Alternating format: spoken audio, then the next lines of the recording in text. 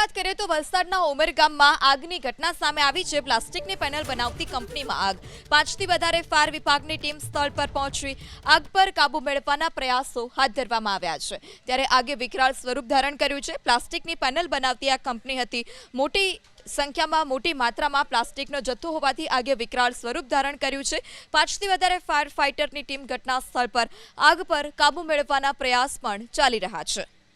વધુ માહિતી સાથે સંવાદદાતા બ્રિજેશ ફોન લાઈનથી જોડાયા છે। જે બ્રિજેશ, શા કારણે આગ લાગી અને અંદર કોઈ હાજર હતું કે નહીં, કોઈ જાનમાલનું નુકસાન? જી, વલસાડ તો ઉમરગામના ખતલવાડાની વિવા કંપનીમાં ભીષણ આગ લાગી છે, જે પ્લાસ્ટિકની પેનલ બનાવે છે।